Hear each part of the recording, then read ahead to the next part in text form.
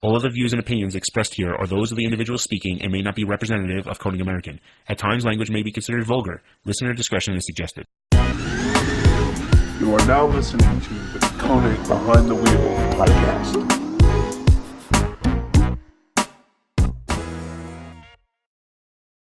All right, we're live. Matt Vankirk, Formula Drift Pro Driver. Are you ready for a 10-question quickfire?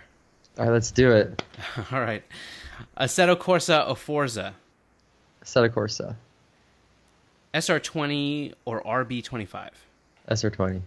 350Z or BRZ? BRZ. JZX100 or the Holden Ute? JZX for sure. One car guy you'd like to meet, but you haven't yet. Could be a celebrity, could be another car guy. Ooh. I've actually met quite a bit of people. Sure. Let's see. It's supposed to be quick. I'm slacking. It's all right. You figure it out. Probably some of my idols over in Japan that I've never got to meet. Okay. Watching them, me growing up in the whole drift scene and growing up and watch all those drifting Goku videos. Probably Kaiichi Tsuchiya, definitely. All right. I've never met Kaiichi Tsuchiya. You got to meet the Drift King. That's. I've been watching him all my life, and yeah, that's interesting. So you did follow that whole a lot of the Japanese culture. You watched like a lot of those underground drift videos. Yeah, my buddy's brother got him into it, and then he got me into it. So we were about I remember being about I'd say 15, 16 years old because I had a car at the time. Right. And he just got the Logitech G25 Lift for Speed Racing Simulator. He called me. He's like, "Hey, just arrived." I was in first period of high school, beginning of the day, and I was like, "Oh, I need to use the restroom." I stuck out of the parking lot, went over to his house. We're gone. We set it up and started playing. I've been hooked ever since. First Fast and the Furious or the last Fast and the Furious? The first one for sure. Favorite FD car that isn't yours? Ooh, that's a good one. I'm gonna say Dan Perquet's is pretty rad. Yeah, Rad Dan built a pretty rad car. Yeah, that Supra's pretty cool. Yeah, I'm gonna say Dan's. Okay. Ultimate missile car. Ooh, ultimate missile car. Probably my old S13 was a pretty good ultimate missile car. All right.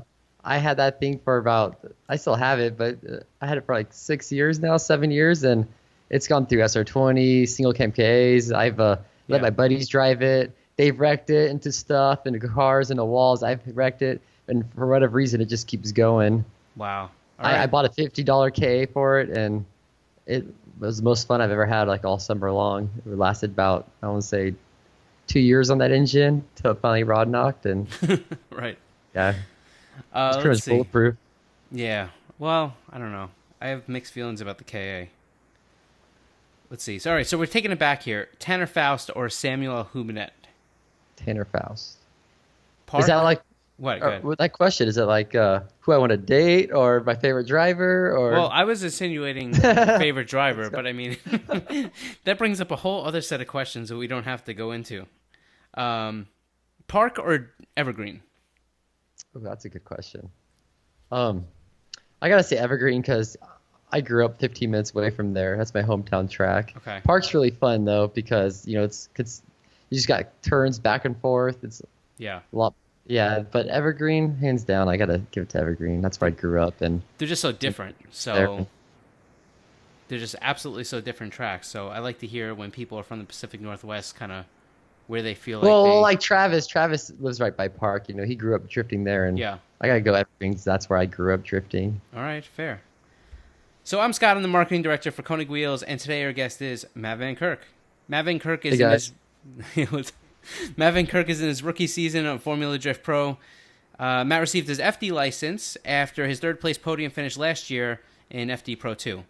Residing in the Pacific Northwest, Matt was the 2015 Evergreen Drift Pro-Am champion, which earned you your Pro 2 license.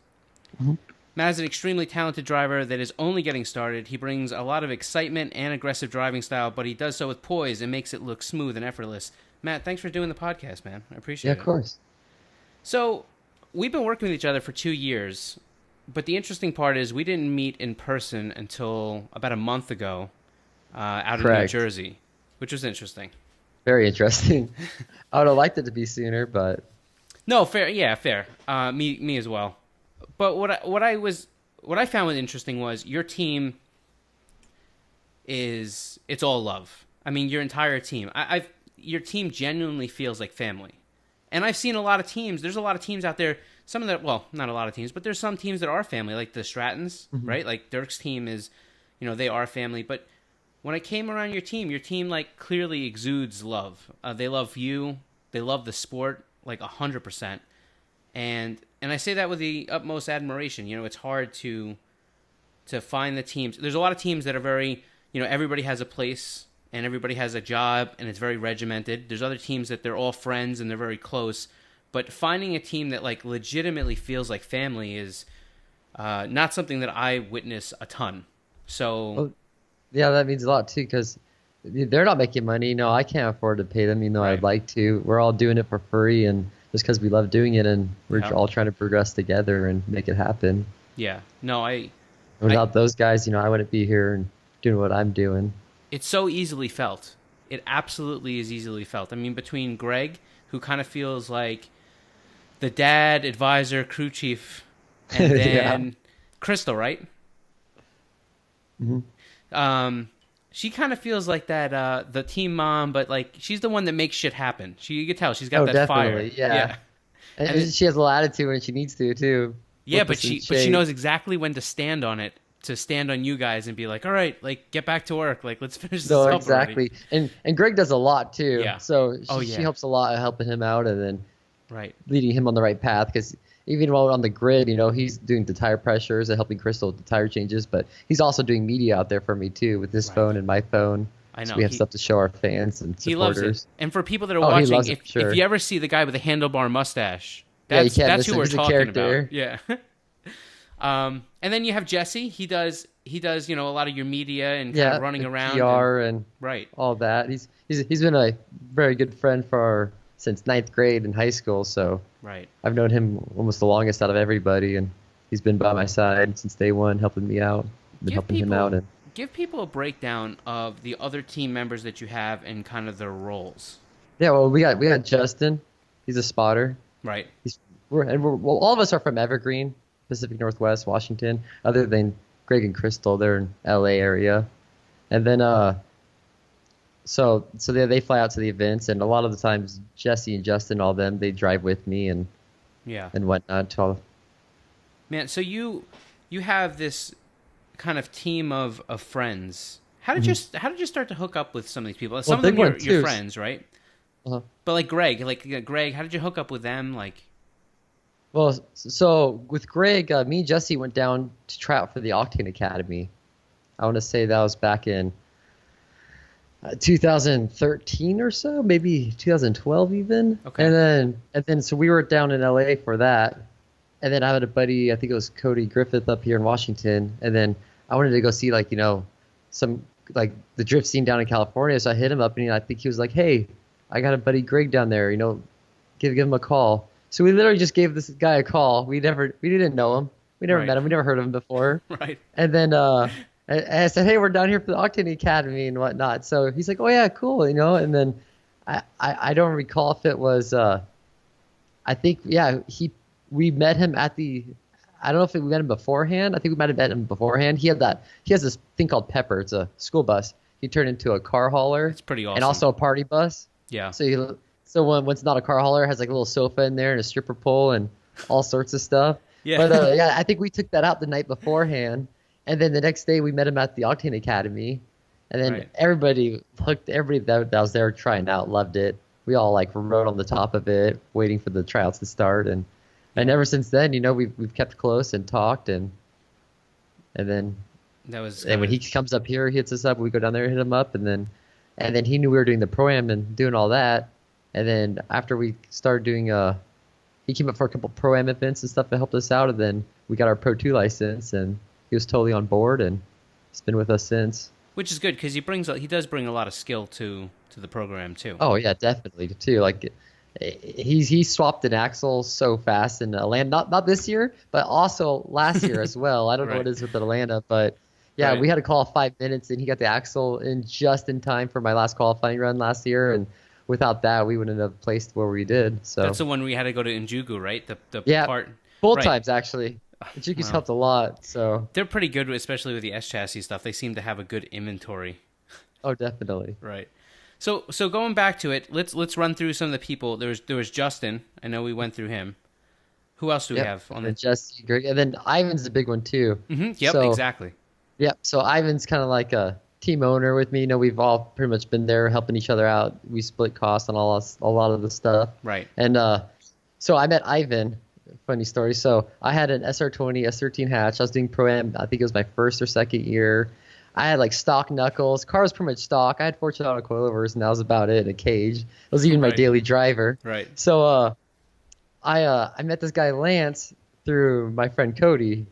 It was his brother's friend. They rode BMX together. Okay. So I went to his shop because I needed to do a clutch, and then he was just gonna help me out with doing the clutch swap. And then so I showed up there, and then he saw my intercooler piping was like duct taped because it was so close to the manifold on that Right. because I had a GT2021R, and it just like it had a weird turbo elbow welded on there, and it was Right. always so close that I would just burn through couplers. So then he had a friend Ivan. I guess he was working on he was doing a twin turbo build for him. They got the shell from Gleb, and then so I met up with him to get a coupler, and then he wanted like $30 for this coupler. I'm like, no, dude, I'm good. The Right. duct tape's holding. I'm not leaking. I'll just be a little kid. I'll being all just pick up cheap. more hairspray. Yeah, exactly. And, Yeah. and then he's like, "What is wrong with this kid?" And then I ended up. So we both had the Engage Autosports cars. Lance helped me out doing the clutch and with other stuff. And then so we showed up to the Pro-Am that year. We're both rocking Engage Autosports. And then Gleb was driving the car for him. He was helping Gleb out because it was Gleb's car, and then with financially. And then I actually qualified first that event, and Gleb qualified last. We actually went up against each other first round. Right. And then I knocked Gleb out, but that car wasn't really like up to par yet. You know, they just got it done. They never tested it. Right. And then Gleb, so Gleb sold Ivan this engine. It was for the V8 swap. Gleb didn't know he was building it for him. And then Gleb said it was rebuilt. And so they turboed it. And at the dyno, it blew up. And then they tore it apart, realized it had like 260 plus thousand miles on it. So Gleb and Ivan kind of got into a little dispute, argument, fight thing. And then Ivan was just gonna give up on the build, and Lance was like, "Hey, why don't we just have like Matt drive? I'll help you guys build it." And then Ivan came and contacted me to see if I wanted to drive it, and I was like, "Fuck yeah!" You know, I'm used to a little SR20 stock car. I got this like built V8 500 600 horsepower car. I was thrilled. I was so stoked. And then so ever since then, you know, we've been working together. We had our ups and downs. Like when I first drove it, I couldn't even do like the 5.8s at Evergreen. Like I didn't even feel comfortable enough. The car was so sketchy. So the next round was they actually had Pro-Am during FD Seattle. Okay. And this was, I want to say 2015, 14 maybe. Right. I don't know, but yeah. So we tore the car apart. We actually were working out of a public storage unit in Everett, Great. off of like 99. So we actually were working on the car, and then we both have day jobs, so we can't work on it until the afternoon. And the Right. storage unit closed at 9, Oh, so we would great. actually hop the gate, go work into on the the storage car. unit, and we'd work on the car. And then somebody Fantastic. saw us, and they thought we were doing like a chop shop because the car was all in pieces. It was gutted. Right. So we actually Right. got quartered in with like 6'5" cop cars. Oh, They came man. out. They were like, "Hey, what are you guys doing?"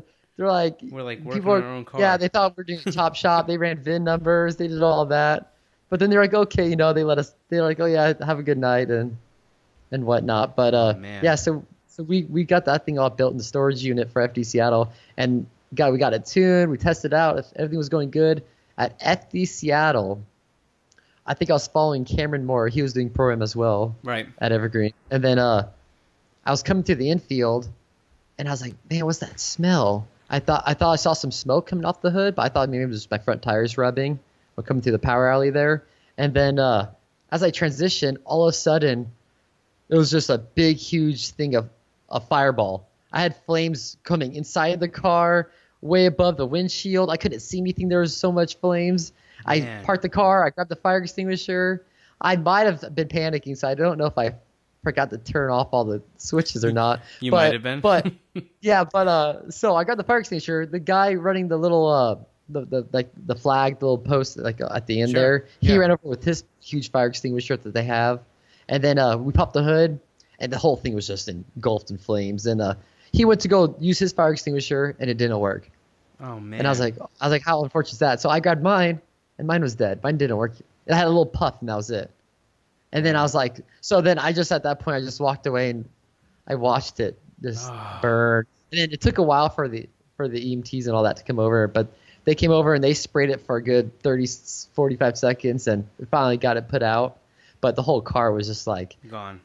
the paint was all like melted, and the whole entire wiring harness, everything was pretty bad. But somehow Ivan and his buddy Justin, I think it was, that they actually got the wiring harness fixed. Really? So they did a whole new wiring harness at the track because we didn't have it till the next day for qualifying. I think it was. Right. That was just practice, and they put a whole new wiring harness on, and actually we competed and finished that event with that car. Does Ivan do most of your mechanical like build?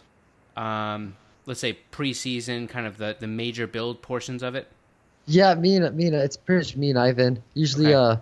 out of my parents' garage or Oh, wow. Yeah. storage unit, or he has a shop now in Linwood that we've been working on the cars at Right. finally. So that was long overdue. So we used to just do everything out of my parents' garage on the floor, no lift, just making it happen. Yeah, but that's that true grassroots style.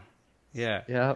What's your program Still like? that way. What's your program like to run? Like for example, so we just covered like Ivan prepping the car and working on it. But let's say preseason, you obviously have a big hand in the actual mechanical portions of it yourself. But what does it look like? Let's say transporting the car, getting the car to the event. Who's working on the car at the track?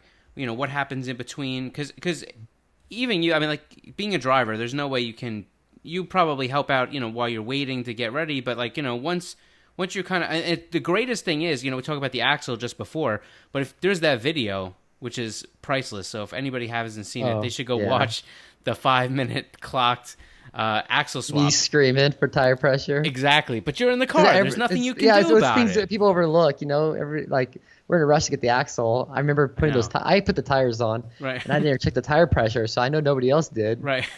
Right. But this is the real life, because you have 5 minutes. Everybody's trying to stay calm but still go as fast as they possibly can. You're doing anything you can to get the car back out. It's got to be drift ready, 5 minutes, ready to go. That's all you got. Yeah.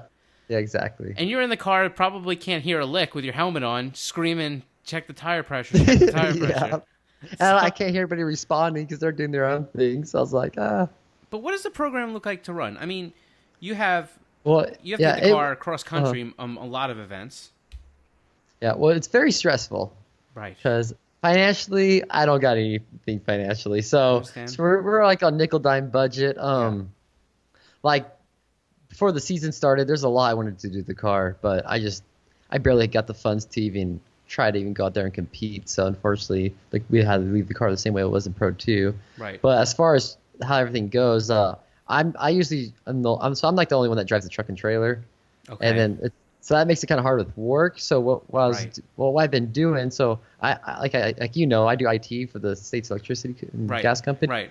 So I could work remotely because I do IT support. So when they call me with issues, network issues, whatever, I'm doing it remotely on the computer. So I don't really need to be in the office to do that. Okay. So what I was doing was I was driving across the country. So I have a limited number I have 3 weeks of PTO. Right. And okay. you could easily take a week off to go across the country. Right. Let alone do the racing and all that and then back. So I was driving across the country on my off hours, and then I'd stop at a hotel, and then I would exactly. I would just pretty much work on the road from a different state, and which is kind of was odd because the time zones would change, and then I'd be like, oh man, what time do I have to get up now? Yeah, when's my lunch, and when I clock out, clock in. So that was kind of a little tricky to get used to, but. Yeah, without that was a big thing too, because I couldn't take all that time off work, and it's hard to do that because 8 rounds across the country, that's a lot of driving and time away. 1,000%. Oh yeah. So luckily so what I was doing is I'm only taking PTO on the Wednesday, like the setup day. So Okay. I pick up everybody up from the airport that day. Right. And then we got Thursday, which is practice, and then Friday qualifying, Saturday the event. So I've been just taking PTO Wednesday, Thursday, Friday at each event.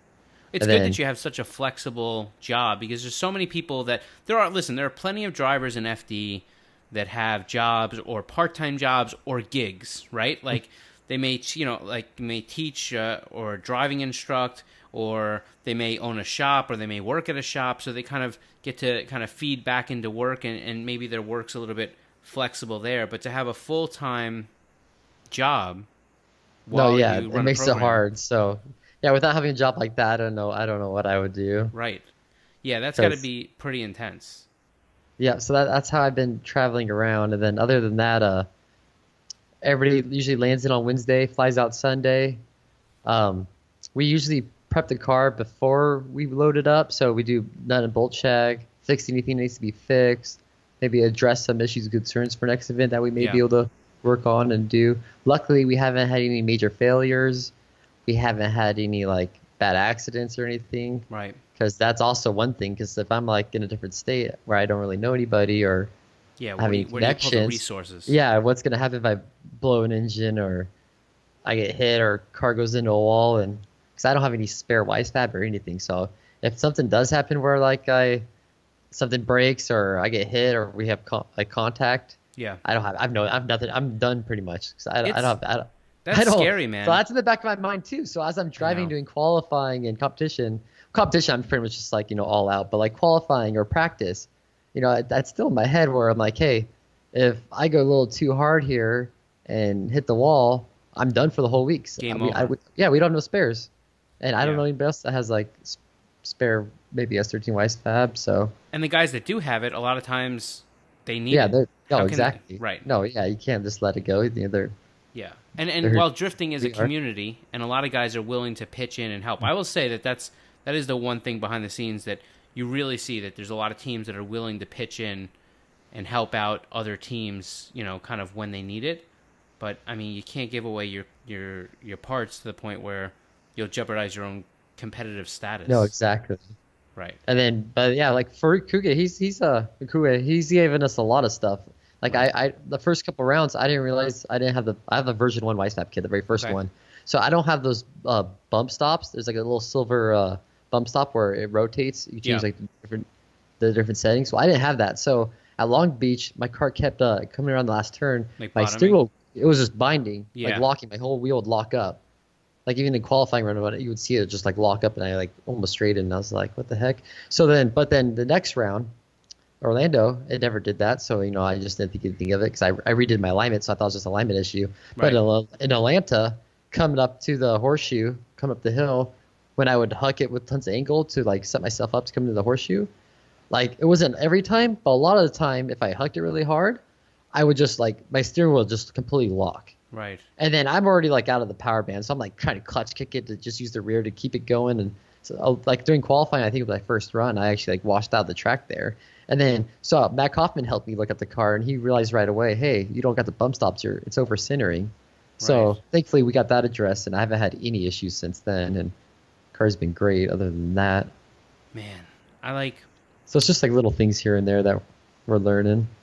Well, I mean, I guess that's part of it. It's hard not to have, and maybe people don't know this part, but I guess I did because I was kind of behind. For a while, you were really flirting with that whole thing of, do we run pro, or do we go back to Pro 2, or like kind of, and a lot of that decision was obviously financial, because it costs so much money to Yeah, run a it's program. all financial. Right. But yeah. The big thing too is like I didn't really want to go back to Pro 2 because You did that. I don't know. It's we're here to progress. We're here to keep going and progress. And then, so I really didn't want to do that. And then, luckily, my friend Brandon Olson and my friend Jeremy with Popeye Closet Creations came through, and without their help, they helped me financially somewhat, and Right. I was able to, with this I could try to make this happen. It's still gonna be tough, and, Right. and rough, but we made it happen so far for the first half of the season. It's hard. Like, people don't understand. Like, when you go out to an event, besides the stuff that's probably in your mind about, like you said, you got to be reserved at sometimes, you know that once you kind of make it through qualifying, you get into your matches, all right, go all out because you got to leave it all out there. But No, qualifying, well, I don't want to wreck it here because then if I don't want to forget, I just need to put a qualifying score up the board to get get into top 32 a lot of times. So, but not having those spare parts, that's a really tough thing. And obviously that's not an ideal situation, but financially that's what needs to be done for you to be able to compete. Mm-hmm. You can't have both. No, yeah, and a hard thing too is like even Joey Redmond said it, but we've known this well before. Our car is not competitive. All right. Like how he was saying when I was going up against Odie, pretty much like I could drive 100%, Odie could drive 100%, but like, right. The cars just can't do what it needs to do. All right. Well, that's a hard part too because I'm wasting all this money and trying to do this with a stock JZ, the bottom in stock. Right. We got it from a junkyard. It's just kind of like, it's like at what point, like, do I spend some of that money to try to build it more? Then I think about reliability. Right. So we're just really trying to just make this all happen with what we got. And well, so it's been tough, but we're slowly on the record. Better and better. I want to go on the record real quick so people don't think I'm a punk and just whatever. On some of the other FD editions of the podcast, I have said plenty of time before, whether it was with Joey or not, that you're a talented and up-and-coming guy. You have a good career ahead of you. We know the car has a lot of mechanical grip, but we have said over and over again, your biggest limitation is the fact the car is terribly underpowered.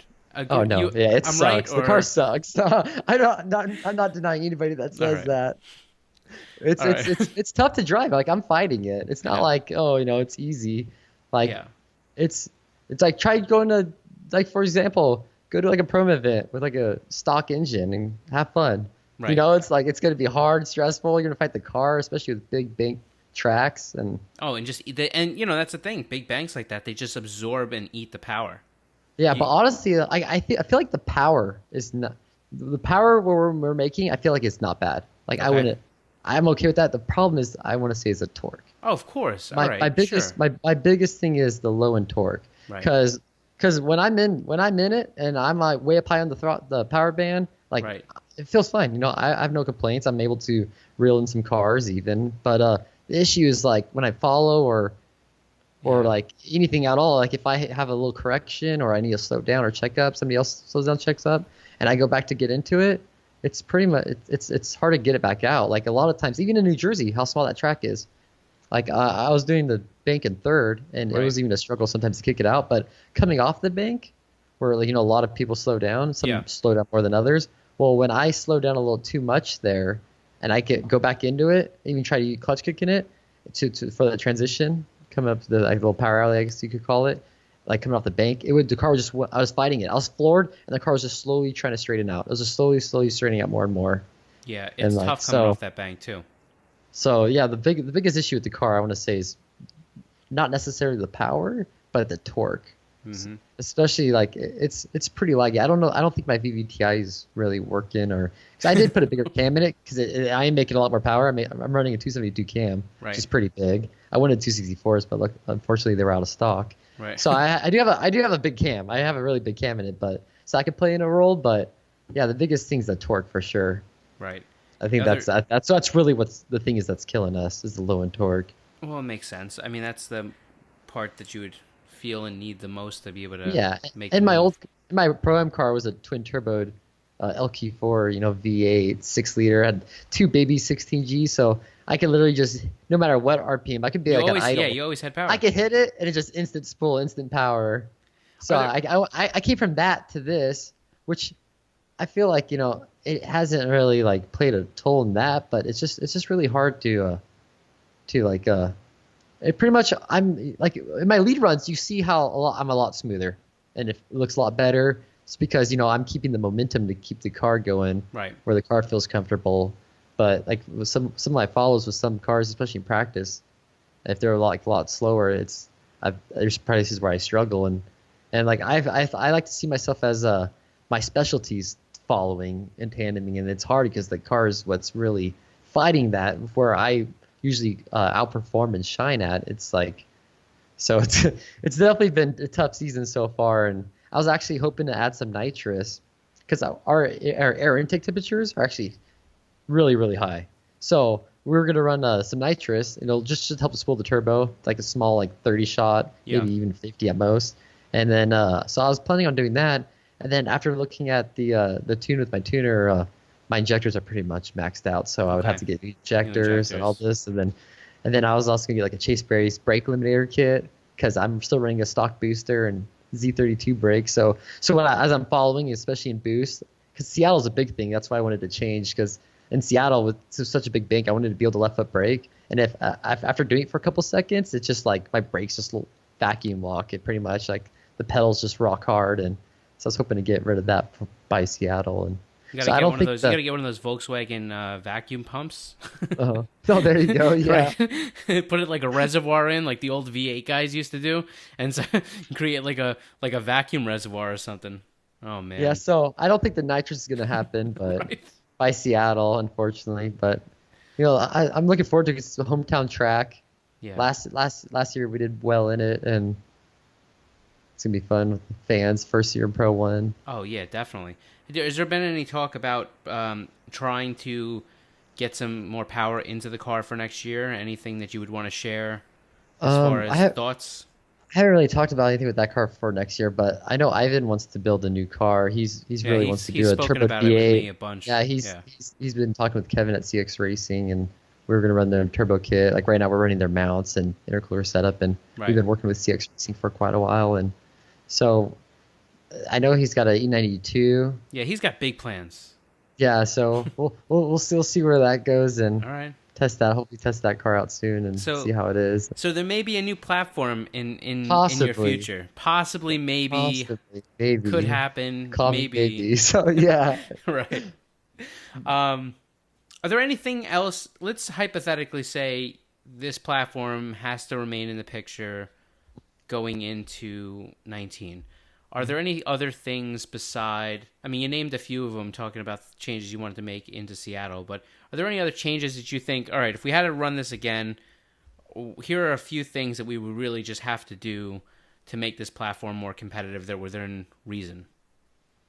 Yeah, well, I definitely add nitrous. Right. I would definitely probably build the engine. Because right now I feel like it's a ticking time bomb. Right. It's an old junkyard engine. Who knows how many miles is on it? Do you guys have a spare at all? Spare engine? We do not. Okay. All right. Yeah, but it's a but it's a phone call away. It's a stock engine.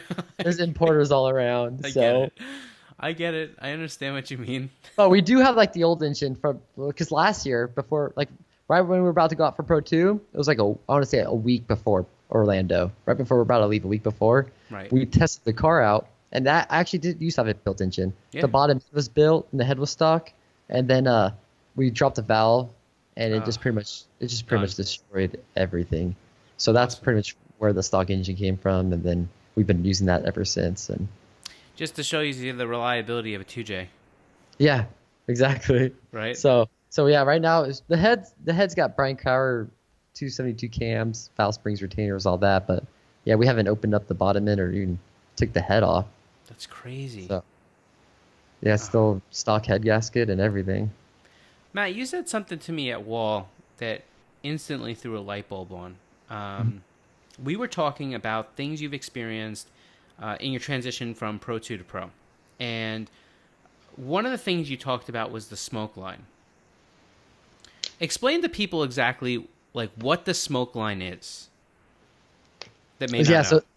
So it's not even that. Like even from Pro 2 to Pro 1, like. Because my whole life I grew up drifting with all these guys, at my local track Evergreens, for example. Right. All this tandem experience, all this driving experience, all these different people, you get some really talented drivers, some really non-talented drivers, all in between. But tandeming and driving with these guys, with these cars at this level, nothing could have practiced me for this. Nothing. I could have never practiced for this. I could never. Sure. I would have never known what to expect till I came out here and did this. Like because like in Pro-Am or in Pro 2, for example, like when I'm following somebody and I'm pretty close to them and we're about to transition, even like back in the day, I used to be able to like, let off, let them transition, give it some gas, let off, give it some gas, set my car up right next to them, set up perfectly. But driving with these guys in these levels of cars, it's kind of like, if I'm not like for Castro, for example, last round, like if I was completely floored that whole entire transition. Because most people when they transition, they don't let off. That you let off, you settle the car in. I could not let off. If I let off, these cars would just be like already 2 car lengths in front of me. Right. So they're a lot faster, and especially you're going through smoke, like you said, the smoke line. So as I'm doing this through transitions, like if I let off, so we're going and then we transition, I can't see, I maybe let off for a second and get back into it just to settle the car. I don't know what they're doing. Oh, boom, they're gone. There's 2 car lengths, 3 car lengths. They're gone. There's no way I could have won. So I'm literally having to like transition, be blind for at least a second at the very least, right? And just commit. I have plus I should be. These guys are best of the world, so I should be able to try to have trust in them. And hardest part is just like staying committed, get your foot down, and just go through the smoke. And then a big issue too, like you said, the smoke line is in Atlanta when I went up against Odie. Everything was going good. I was with them coming through the horseshoe. I kind of had a little struggle getting the car to come out. I was doing the horseshoe in second, and it still was pretty grippy. I clutch kicked probably like 3-4 times. I think it was in the video I saw. And then the car came out. We're going good. And then as we transitioned, I didn't set myself up right because my line was already off. And as we transitioned to come back down the hill, I was about like a half car length too far behind him. And then when he got on it and I got on it, I was just blind. Right. When you're in that position, there's no coming back. It's not like I could just lunge forward and get out of that smoke. So I just stayed committed for a while, but I had that wall in the back of my mind the whole time where Matt Field hit, and that's the last thing I want to do is crash my car because I wouldn't be able to repair it by New Jersey. I was like, there's no way. So I was like, I counted. I was just like 1, 2, 3. It's transition. And I transitioned a little too soon. If I just held on for probably like another second or so, I think I would have just made the clipping point perfect. But so something like that, you really have to like, as you're following, set yourself up and know where the car is going to transition. Pretty much set yourself up into the right line to just mimic and follow that driver side by side. Because because a lot of times FD wants to see, especially when you're going to the inside clip, they want to see like your front tire on their door, not like tire or your tire to their quarter panel. They always mention that because a lot of times the lead car will hit that inside clip and then you'll be neck and neck, bumper to bumper with them. But since you're following, you hit that clip. So they always tell you, like stay back a little. But if you stay too far back and you like don't set yourself up perfectly, you're just blind. And for people that don't exactly understand, I mean, I think you've kind of mentioned exactly what it is, but the smoke line is literally that. Where it's the smoke that comes off of let's say for this example, the lead car, and it's blinding. And for people to don't understand why that would be such a difference in transition from Pro 2 to Pro, it's because the power level has changed so much that these guys are throwing off that much more smoke, even from Pro 2, which is, they're still well-built and much higher horsepower cars than Pro-Am.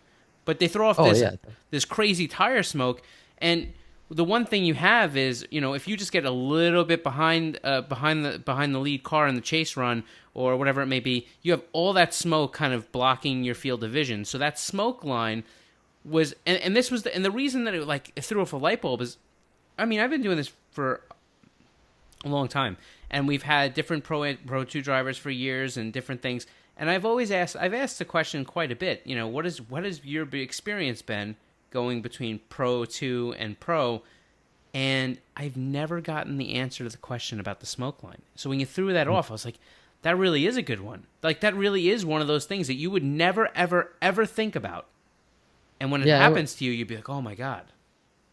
And then with Pro-Am too, I had that twin turbo LQ4 like I was saying. Right. And a lot of guys, I feel like I was probably like top 3 with the most power. Right. And then I feel like with that, like having that much power compared to everybody else and everything, it made it a little easier. So like as I'm like following, I'm able to just charge. I had a lot more forward bite than everybody. Right.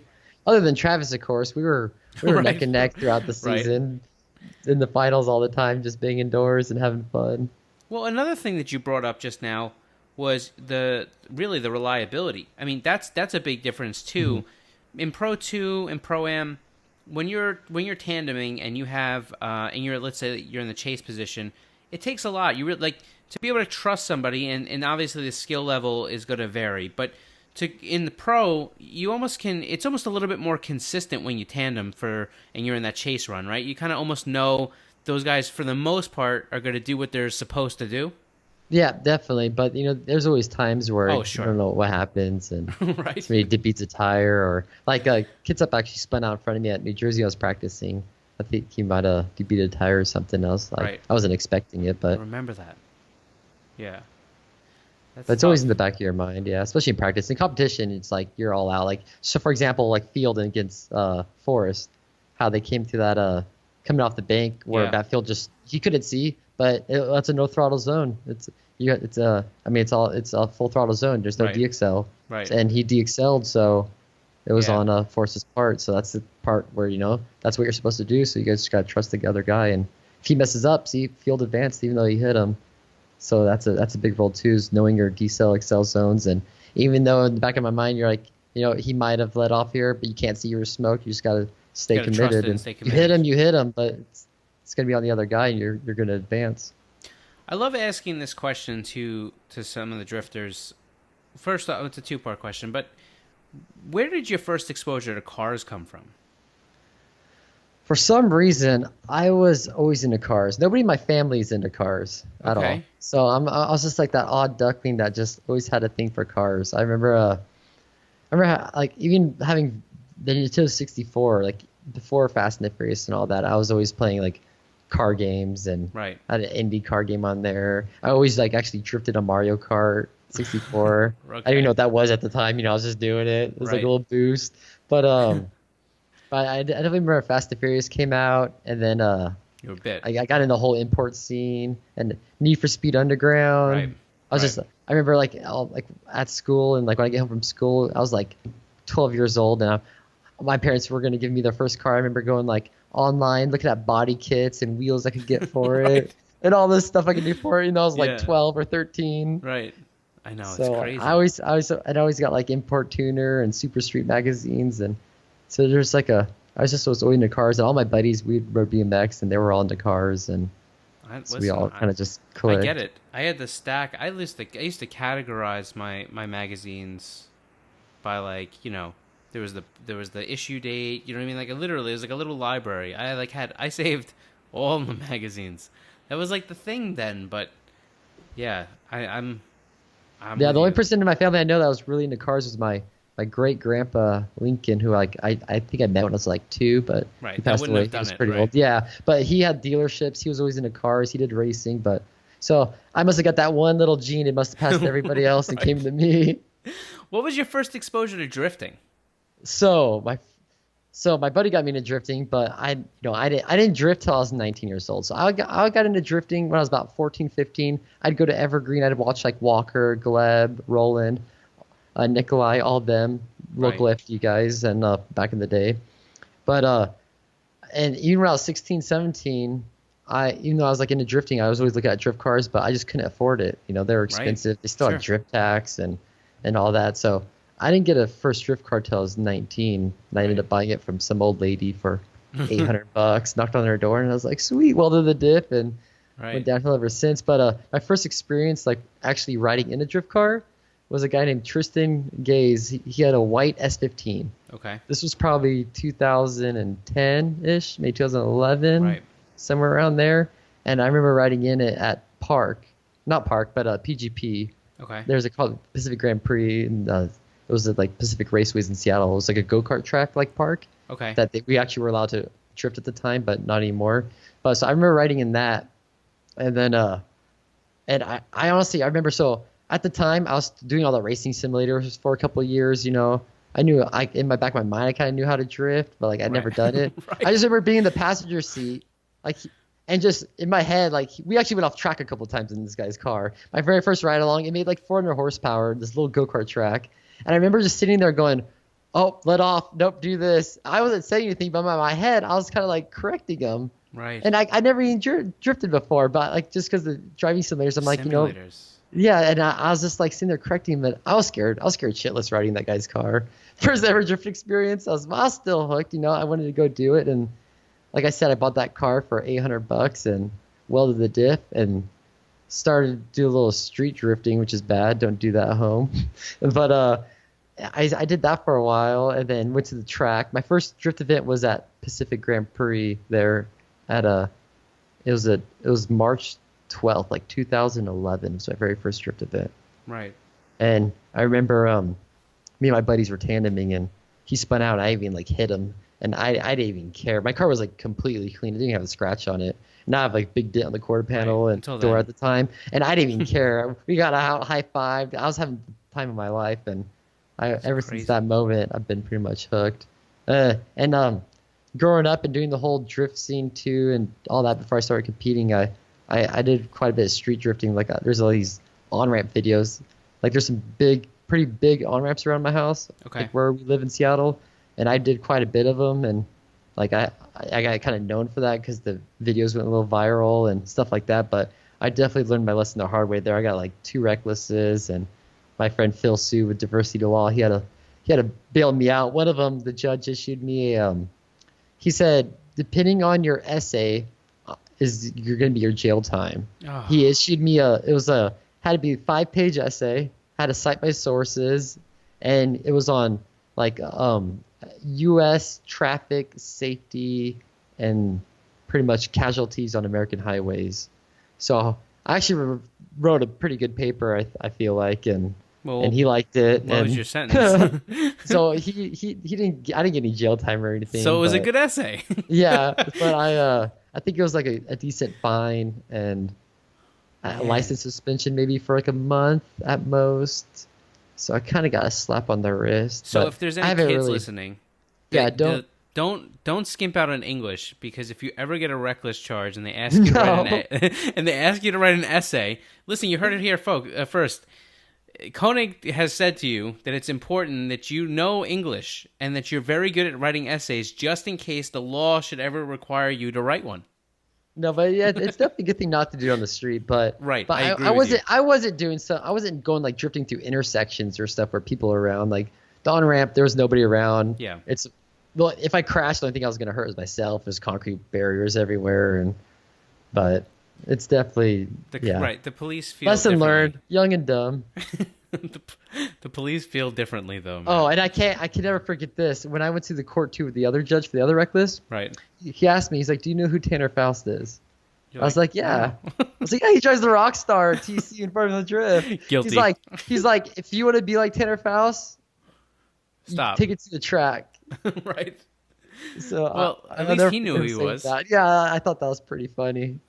It's like, I remember my dad was with me. He took me to court. I was like, "Hey, you knew who Tanner Faust and drifting and all that was?" And so, were there any FD drivers growing up that you looked up to? Were there any one specific? Yeah, probably Walker. Okay. You know, he's from the area. I don't know if you remember Walker. He had that. Yeah, no, I remember him.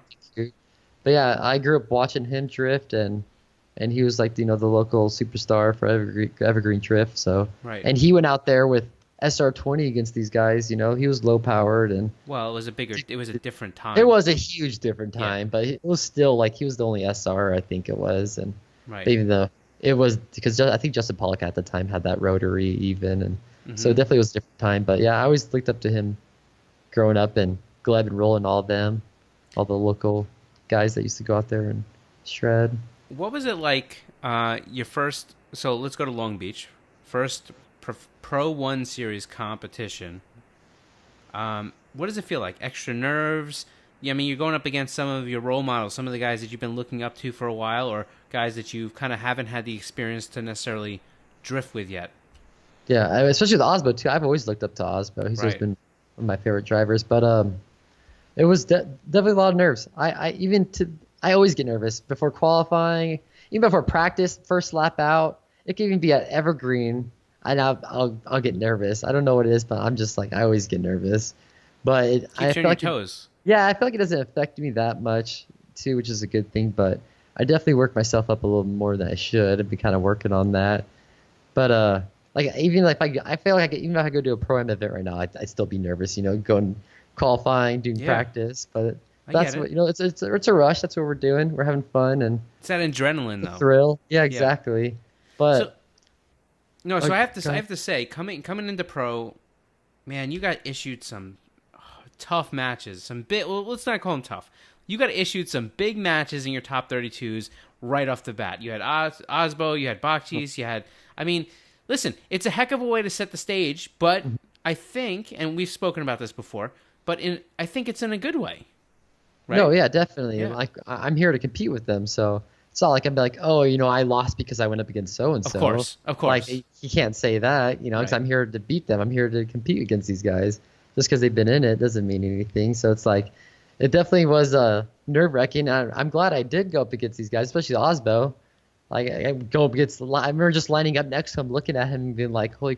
Like, I'm here. This feels like a video game. It feels like you're wearing your Samsung unit. It's surreal. I'm lined up right next to this guy I looked up to forever. Right. We're about to do battle. Right. So you're wearing your Samsung VR headset, and you toggle over to the left, and there's Osbo, right? No, exactly. So the big thing too is like I didn't know how the car was gonna do, especially at Long Beach. Right. The whole time, even driving to Long Beach, in the back of my head, I'm like, is our car going to be competitive? We have low power, and I'm running this big tire. I never had any practice.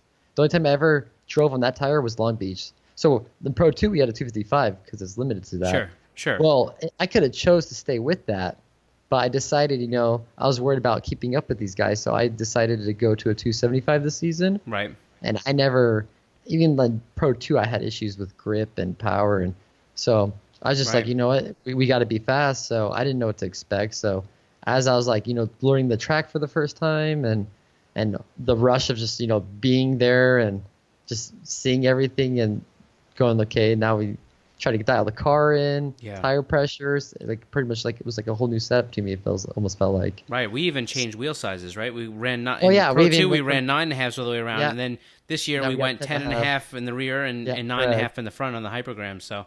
Yeah, exactly. Yeah. No, that was it's a pretty big difference. Right. And I mean, it's a lot when you change to that size tire. When you go to a much larger tire, I mean, like for people that really don't understand, they're not drifters. They've never drifted. Like, what is the difference between a 255 and a 275 as far as how the car feels and performs? Well, especially with because I'm on the Achilles 123S and it's a really grippy tire. So right. Even though it's like that's even though like on like just basic car terms, that's a pretty big difference in tire size. Of course. But with that compound, it's even more drastic of a change. Right, because it gives you a lot of grip, but the problem is it tends to suck up that power. Yeah, and I also didn't upgrade the power, so the car felt fast, especially taking off the line. It felt like a drag car. Like I could take off the line and like I feel like I'm not even spinning tires. I'm like, well, you're not. Well, probably not. Yeah, I'm like, whoa, what the heck? So I mean, and then so it was a big difference. It was a lot quicker. And then Long Beach, after doing a couple practice laps, I think I followed Castro, and I think I even followed Odie once. I only got about 4 practice runs in Long Beach total before competition. Okay. Which was a little. I'm not counting qualifying, but so we didn't get much practice time in, and so I was trying to just get used to the car with the new grip levels, and it felt great. I feel like the car actually would have been really, really, really competitive at Long Beach. It was. I did pretty much the whole track in third, other than last turn I would drop into second, but I felt like throughout the whole track, the car was in the power band, so I was actually surprised. But it is a small track. Right. And I feel like, there's not really much straightaways. And after following like Castro and Odie, I was like, we could actually be pretty competitive. Right. No, I get that. So we've come through the season here. We're at the halfway point roughly. You're currently leading the Rookie of the Year race. Mm-hmm. Is it something you think about, or is it just kind of a byproduct and focusing on just good performances? Well, we're all here to, get the number 1 spot, but as a rookie year and going, we're just trying to perform, the best. Yes. And the biggest thing is improving each round. We're trying to at least show some progress and improve each and every round. I think you have, man. Yeah, I think we all have, though, too, is the big thing, especially with Dirk, because we're going neck and neck with Rookie of the Year. And then, I feel like the biggest thing, especially being a rookie, is just improvement. If you're not improving, then, I don't. You just gotta look back and figure out what you're doing wrong and what's going on. But so each round we're trying to just get a better performance than we did the previous event. And then at this point of the year, since we're halfway through, and the best thing we could do is probably get Rookie of the Year. So I'm really looking at trying to get that. But I'm not going against, like, say I lined up with like Castro. I'm like, oh, I got to beat Castro for the Right. year, you know. get I'm the just rookie of going the year. against Castro to beat Castro, you know, in advance and Of course. get to the top of that round, try to get the number one spot. But So improving each round is important, but how difficult has it been for you in a lot of these rounds? This is your first time seeing some of these tracks, right? Yeah. Like to be actually on them driving. yeah, Long Beach and New Jersey was the first time. Okay. So that actually crosses my mind too, because in New Jersey I was quite worried about the power issue in that bank, because that bank, Yeah, it's steep. It's the steepest of all the banks. and it's super small. Like Orlando is like a 3/8 track, Right. but the Wall, I believe, is a third, right? yeah, it's a lot smaller. So Yeah. I was worried about that, because in Orlando I was barely able to do the bank. I was floored third the whole time, so I was a little spectable on that. And then my friend Craig put our car in Assetto Corsa and did exact gear ratios. So I tried second and third. Of course, it wasn't the same, but I got a picture of, like, you know, because I don't have a winners. I can't change my gearing. I have a stock diff. Okay. So that's a big thing too, that I'm running Right. that not a lot of people have. Right. So I'm running a stock diff. So I'm pretty much stuck with what I have. He basically So- has a Toyota Camry with a 2JZ in it. Yeah, pretty much, I guess. But so that was the big thing, is getting that gearing down. And then after watching him drive on the game and me trying it, I'm like, okay, you know, if I go a little quick fast enough in the straight, it'll be fine. So that was kind of a stress reliever, and it actually played a toll. You know, it felt exactly like how it did in that game as far as the gearing goes, and the car felt.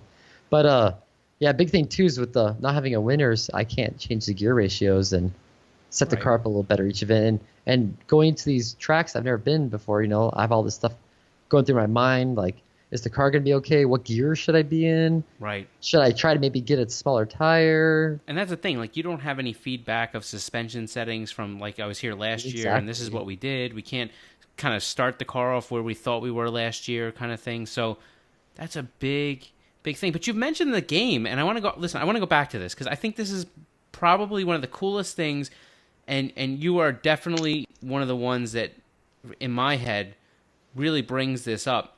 You bring some really cool new school gaming tech to the sport. So you use driving simulators quite a bit. You have beforehand too.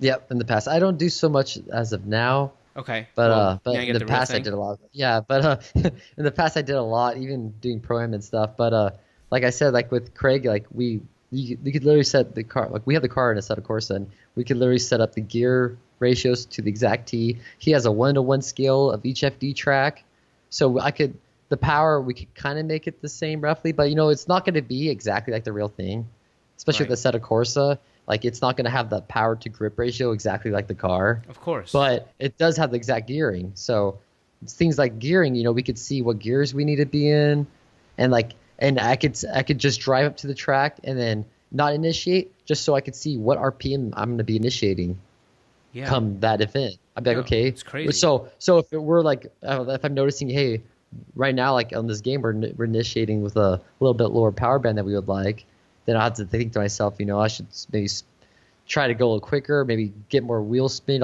just keep spinning tires down. Like on New Jersey, helped a lot when I came off the line just spinning. So I was just first, second, third, and I was just continuously spinning. So Yeah. I wasn't dropping out the power band there, and so it helps a lot with, like, especially with tracks we haven't been to before, where I could, you know, Get a little seat time in. exactly, and kind of know a little bit more than I currently do. You know, get a little upper hand, because a lot of these guys they've been doing this sport for so long. They've been to all these tracks, Right. different setups. They know what to they did expect. last year. They have settings.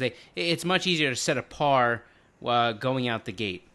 Yeah, like Seattle, for example. Last year, I know where the car struggled at. The car felt great last year, but coming off the bank from fourth to third gear, like following some of these Pro 2 cars I did last year, Yeah. the car was kind of straightening up. It was kind of, You weren't the only one, though. That was a Yeah, chronic issue. So going from fourth to third, like last year, I learned that I just need to just rev it up and just drop it. And that was on a 255. So now I'm Right. going to 275. It's going to be So severe. now in back of my mind, you know, I'm worried, like, you know, how bad's that? But I'm also going against faster cars per se, Right. mostly faster cars. But I was fine as long as I had that momentum going. So that's all my back of my mind coming into Seattle's the whole bank, coming off the bank into power alley Right. from fourth to third. So what I want to get into real quick, because I know it may sound like I'm harping on it a little bit, but I want to get into the use of driving simulators to build skill in drifting. Right, one of your sponsors was even Fanatec. Yep. And We brought for a people, racing simulator. yeah, to all for people that kids. don't know though, Fanatec is probably one of the best driving simulation hardware companies that's out definitely. there. I mean, I'm super jealous. I want to build one. I've been wanting to build one for years, but the Fanatec stuff is, it's an investment. If you're going to do it's it, top of the line. right. So, And having used a driving simulator, have you used one with the intention of trying to stay sharp, maybe replacing it with seat time that you don't get? I mean, you already talked about replicating some of the courses that you haven't hit, but do you use it as a tool? Well, like I said, I pretty much learned how to drift from a simulator. It wasn't crazy. Assetto Corsa. I feel like Assetto Corsa is not as realistic as Lift for Speed. That's the game I used to play. Okay. So I got a Logitech G25 and I played Lift for Speed for many years. And you had 900 degree rotation. It wasn't as crazy as the Fanatec setup, which is way more realistic. Right. But at the time, it was pretty top of the line, and it's what I could afford. And I think on Lift for Speed, because it tracks miles, like actual driving miles, I think I had 22,000 miles, and that's all drifting. Yeah, so that's a lot. You can't just go to the track and get that Right. for the price I paid. But with Lift for Speed, I almost feel like, because I had a lot of buddies doing Pro-Am, like Corey Keyser. He came over to my house and tried it, and he sucked at it. Like, he wasn't that good at it. I feel like, and actually, going from that game to real life when I was in my teen years and doing that transition, I feel like Lift for Speed was less forgiving than real life. Like, that game, when you transition a field to car rotation, it was almost like driving in the rain. Yeah, I want to say, compared, like, the driving in that game is almost like in the rain, where you have to be just like on your toes and really feel the car. Because like when I went from that game to real life, I feel like real life was way more forgiving. Like, I had another half second where I wouldn't spin out or things like. I had to be way more precise in that game. And doing that many hours in that game, I feel like it definitely, like, learning e-brake clutch and just progressing. Like, I was doing competitions even. Every Friday night, it would be called Friday Night Fights. It was a top 16 battle where we qualified and everything. It's crazy. And even then, I was like getting nervous for all that stuff. It's a video game. But yeah, so I did that a lot too. And I started podium and stuff. But going from that to, literally, I think I went from that to a car. I welded the diff, and it was pretty much like natural. Like, I actually was pretty decent. Just hopping into a car and driving. I think it's incredible. I've seen people actually build their skill and kind of do exactly what you said, which is they build their skill. And they kind of get set up with these driving simulators, and because of that, they build up a lot of instinct and a lot of skill and kind of the movements and kind of get used to working everything, especially things with like left foot braking and things like that. And then they get in the car, and very quickly they're able to start, linking transitions. I mean, they get into a real car and they're able to just kind of naturally go out there, and very shortly they're linking transitions. They're able to kind of put it all together. Mm-hmm. No, yeah, I think it definitely helps. It may not be 100% the same, but it drastically helps. I guarantee if you get somebody that's never drifted, two people, one has drifted for 6 months to a year in a driving simulator, for fun, regular basis, whatever, and the other guy, I guarantee that guy who's been doing the driving simulator is going to be a lot better right from the get-go, and probably have more, with that little experience, learn more, because he knows the basics of what to do and car technique as far as drifting goes. And a big thing too is even after playing that game for quite some time, and even driving in real life, I was still playing that game. Especially with most new people you see when you're following, especially in tandem, you get close. Most people, they grab the e-brake to slow down. Right. And then I had this guy on Lift for Speed. His game tag was Falcon Glazer. Okay. And yeah, I still talk to him on Facebook all the time. He literally pretty much forced me to learn left foot brake.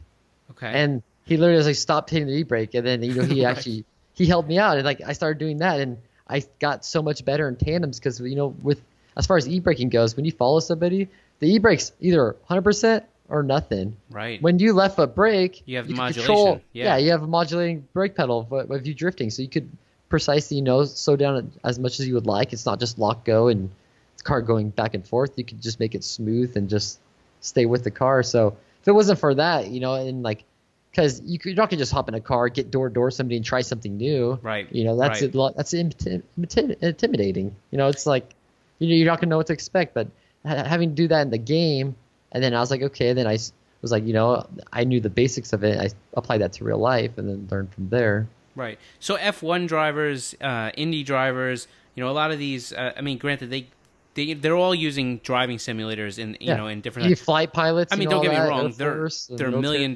they're big dollar simulators. They're not $2,000 rigs we're putting together and using Xbox for. But do you think that do you think that the driving simulators that people will put together will become more widespread as a training tool to kind of enter into drift? Oh, I agree. I definitely agree because I did it, and I did it like I did it like I did it quite a while ago. It was like 2000 and I would say like 12 years ago, 13 years ago. So right. And that's when technology. Imagine technology what it was 12, 13 years ago. Now graphic cards. There's so many other things that you can just make it awesome. Yeah, and it worked for me back then. And the games are getting better. The rigs are getting better. We're getting virtual reality. Yeah. So I feel like it's just going to start improving more and more, and people are really going to start noticing, the transition. Like actually getting into a simulator is going to be very beneficial. What do you think? Applying to a real life concept.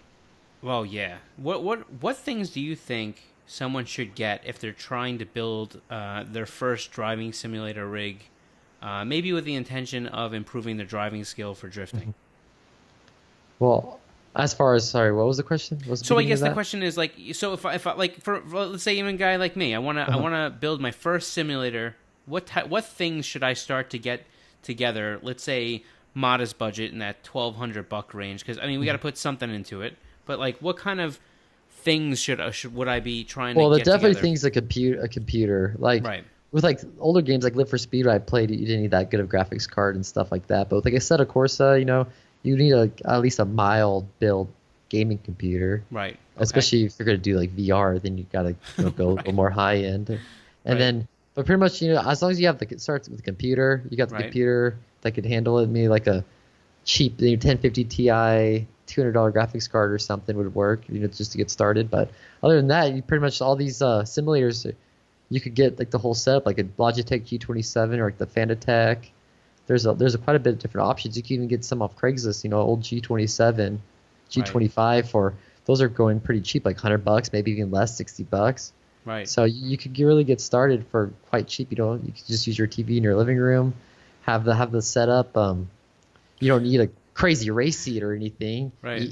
When I did it, I just bolts your desk, your computer desk. Right. It's just, and then what I did with the e-brake, as far as the e-brake, when I used a joystick, so I had a joystick I used to do flight simulators on when I was little. So I just I got a rubber band, and I pretty much rubber band the joystick to a nail in the desk. Okay. So it had tension in the front. So when I pull it and let go, it would automatically go forward like a hydraulic e-brake. Yeah. I gotcha. So and then I just calibrate that axis in the game, and then you got a working e-brake for cheap. You can get those at the pawn shop for $10 or $5 or whatever. Right. Friday night, you just go kick grandma off the couch and you say, "Listen, it's drift time, baby." Got drift competition. Right, it's drift time.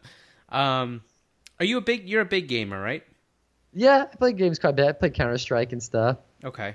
I'm talking to you on my gaming computer. It's dorky gaming headsets I got laying around. That's cool. We're not judging. Do you in gaming and stuff like that? Do you have any Twitch accounts? Do you do any of that kind of thing, or you don't do that? I kind of like to keep myself. I'm kind of like.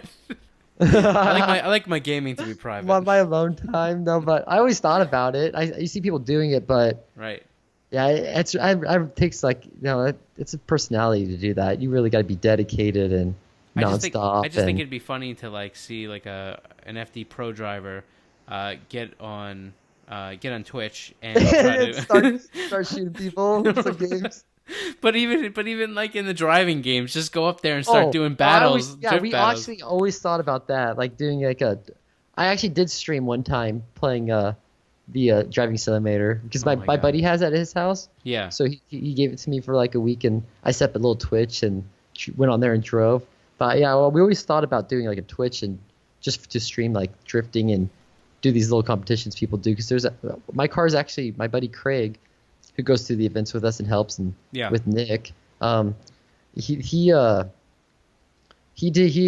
been competing in the thing called VDC, Virtual Drift Championship. Okay. Yeah, I've So heard it's of like it. it's pretty much like FD, but for a set of Corsa. Right. And he has my car in the game and stuff like that. So Man. I always thought about try to go and drive with those guys and stream it. Right. I'll probably just embarrass myself though and get my butt kicked. Yeah, but that's funny though. Yeah, I like it's that. true. Oh man. So I have to say, I think that one of the great moments of the season so far for me has been the never let go scenario.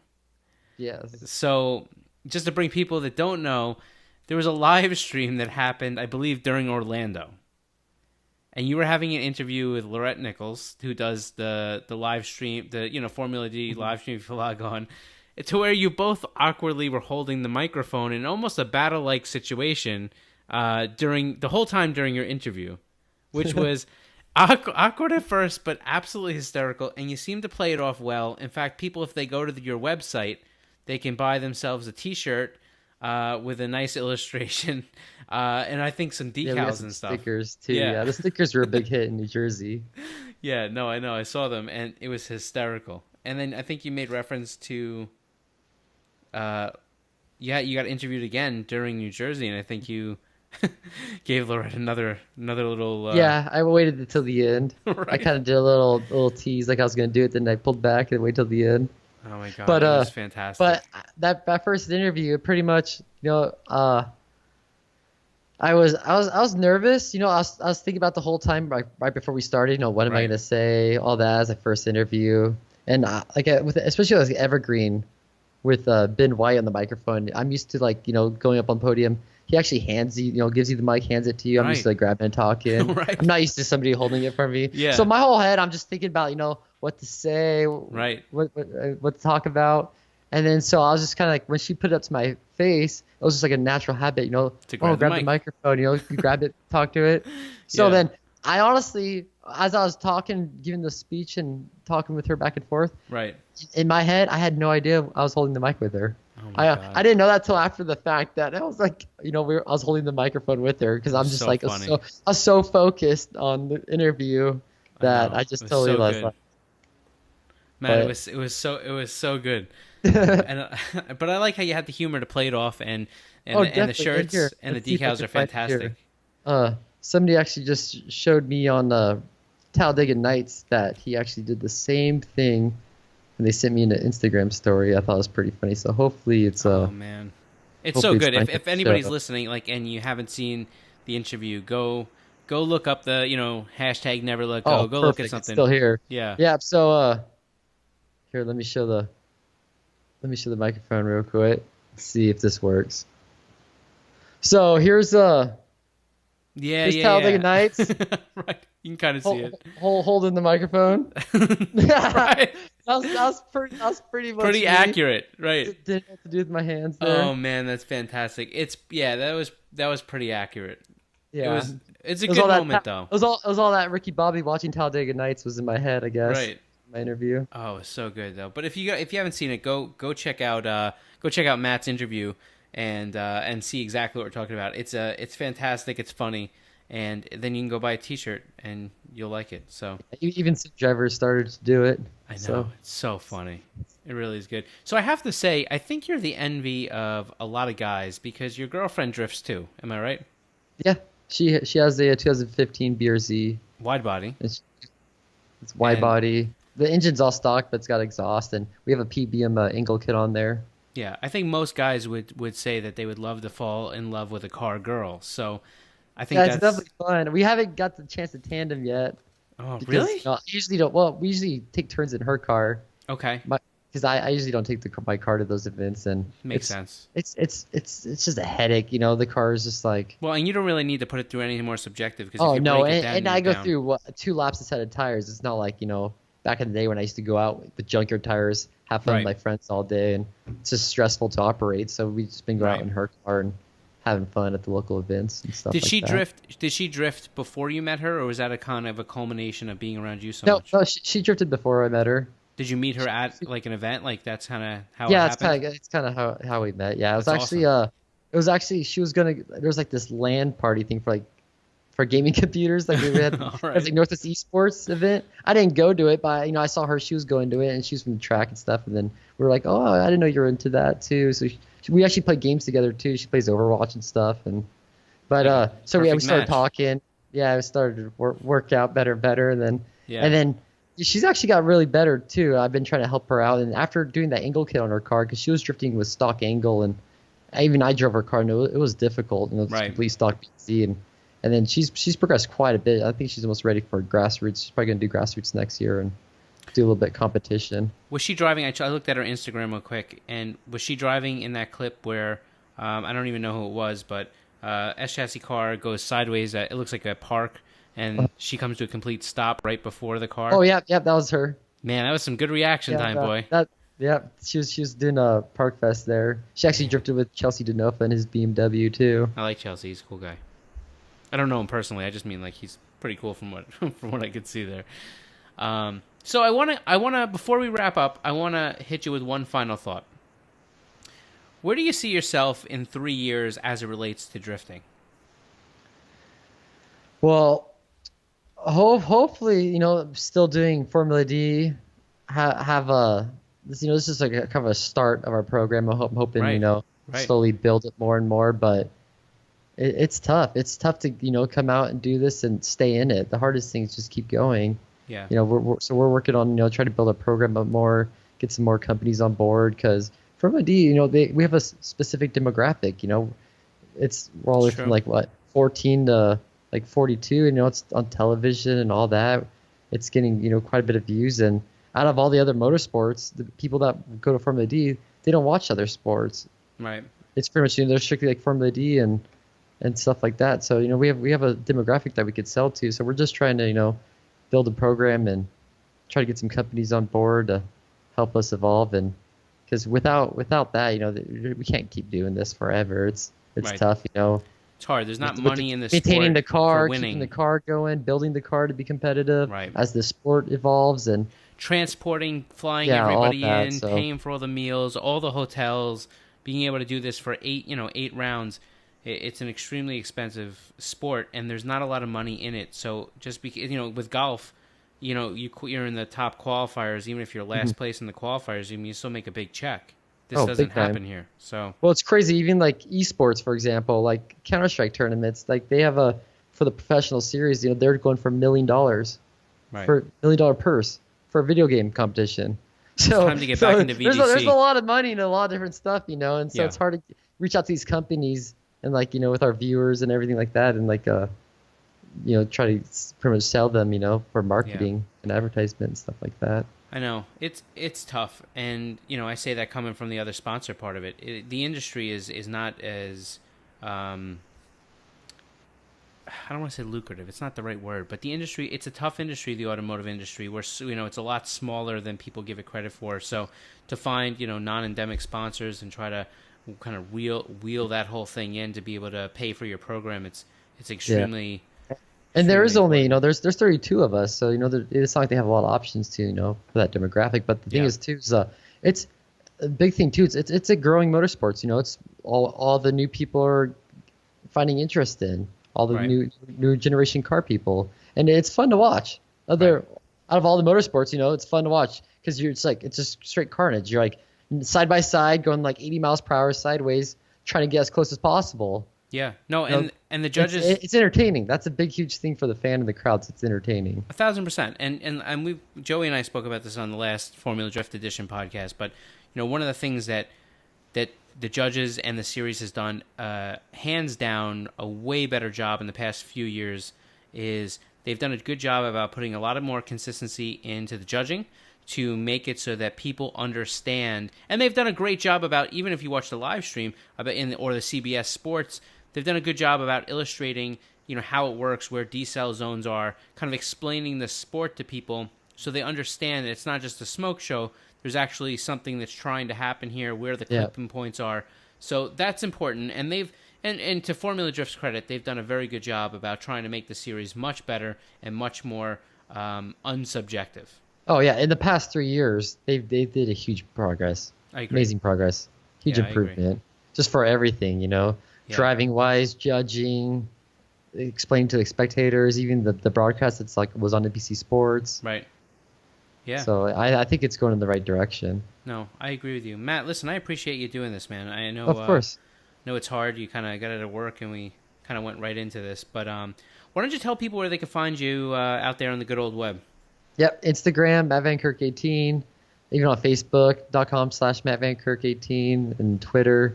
I'm mostly posting it on Facebook and Instagram. And we even have our own app now, which is like the only FD driver that's been doing it. So that's cool. Yeah, so if you just type in Matt Vankirk on either the Google Play Store or even the iOS, we have it on iPhone and Android. So give them the website too, in case they want to go buy.